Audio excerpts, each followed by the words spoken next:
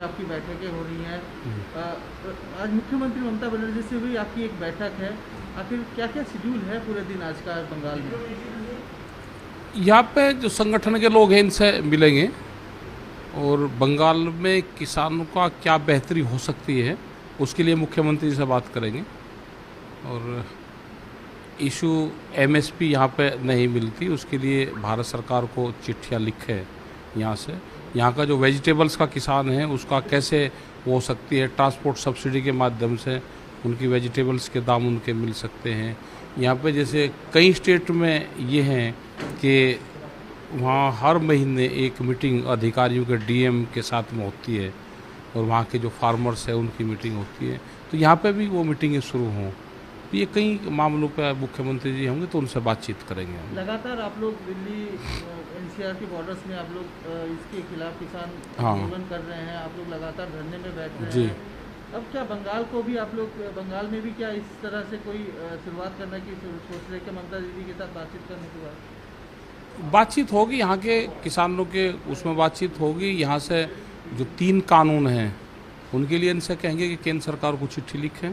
चिट्ठी पहले शायद उन्होंने लिखी तो उसका रिमाइंडर भेजें।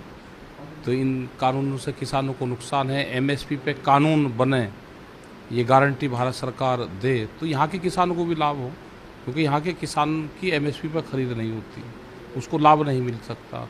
अगर उस पर गारंटीड कानून बन जाएगा, जो स्वामीनाथन कमेटी की रिपोर्ट है C2+ फार्मूला जो फार्मूला है उसके आधार पर, तो यहाँ के किसानों को भी लाभ होगा।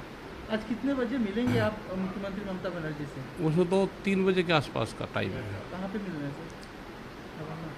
यहाँ ही इनके साथ ऑफिस में ही होगा। और किस किस विषय पे चर्चा करेंगे आप? एग्रीकल्चर पे ही बात होगी, हेल्थ पे बात होगी, जो एजुकेशन है उसके ऊपर बात होगी, और जो यहाँ का फिशरीज का किसान है उसके संबंध में बातचीत होगी। तो जो यहाँ के जो फार्मर्स है, आदिवासी है, उनके संबंध में बातचीत होगी। तो क्या सर यहाँ पे भी आप लोग अपने संगठन को और मजबूत करने की मजबूत करेंगे, अपना संगठन मजबूत करेंगे, जो अधिकारियों से, सरकारों से बातचीत कर सके। और जो भारत सरकार से जो इशू हैं उन इशू में भी यहाँ के लोग जा सके वहाँ पे। सर अब 2021 में 21 खत्म होने का 2022 में सर यूपी में चुनाव है। हाँ जी, बहुत बड़ा एक इम्पैक्ट होगा फार्मर्स को देखते हुए, जिस तरह से आप लोग आंदोलन कर रहे हैं, लगातार आंदोलन कर रहे हैं। कहीं ना कहीं इस बार राजनीतिक रूप से कहीं ना कहीं कुछ इस पर बदलाव देखा जा सकता है, क्योंकि आप लोगों का ये आक्रोश कहीं ना कहीं चुनाव में इसका नतीजा कुछ परिणाम बदल सकता है। अब जनता को नुकसान हो रहा है तो जनता जब खुश होती है किसी उससे तो उसको वोट दे देती है, जब उससे नाराज होती है तो उसको वोट नहीं देती। तो ये है कि वहाँ पे भी अलग प्रॉब्लम वहाँ पे है, जो उत्तराखंड और उत्तर प्रदेश में वहाँ की अलग तरह की प्रॉब्लम है। वहाँ की शुगर कैन का फार्मर्स वहाँ पे हैं तो उनका पेमेंट की बड़ी दिक्कत उनको रहती है। तो आज भी करीब 15,000 करोड़ रुपया के आसपास सरकारों पे बकाया है वहाँ की शुगर फैक्ट्री पे। वहाँ पे भी खरीद नहीं होती, एमएसपी पे खरीद नहीं होती। वहाँ का भी एजुकेशन सिस्टम पूरा फ्लॉप हो चुका है। बिजली पूरे देश में सबसे महंगी उत्तर प्रदेश में है।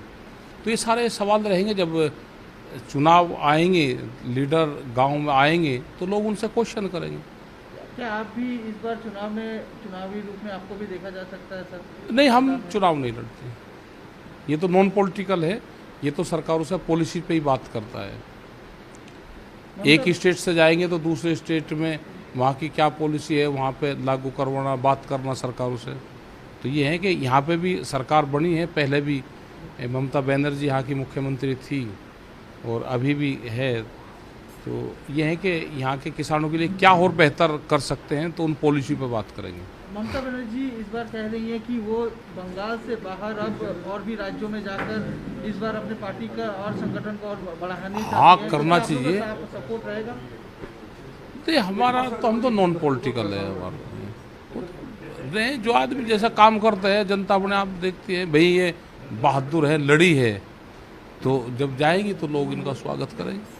क्या यहाँ के किसानों को इस बारे में क्या कहना चाहिए? बंगाल के क्या यहाँ के बंगाल के किसानों को ये है कि पॉलिसी पे सरकारों से बातचीत करें, खुल कर बात करें सरकारों से, जो उनकी पॉलिसी है। यहाँ पे जो मीटिंगें होती हैं, जैसे उत्तर प्रदेश में करीब 12 साल से वहाँ पे हर महीने डीसी के साथ में बैठ के मीटिंग होती है डीएमओ की, सारे विभाग के अधिकारी आते हैं। तो ये पॉलिसी हर स्टेट में लागू हो कि कोई भी समस्या हो जिला अधिकारी को एक निर्देशित हो जाए कि हर महीने के इस दिन जो वर्किंग डे होगा उसमें बैठ के आप किसानों से, वहाँ के वर्करों से, यूनियन के लोगों से बैठ के बातचीत करोगे वहाँ के मसलों पे, तो उससे बहुत मसलों का समाधान हो जाता है। लगातार आंदोलन जारी है, कब तक ये आंदोलन जारी रखेंगे और कब खत्म होगा?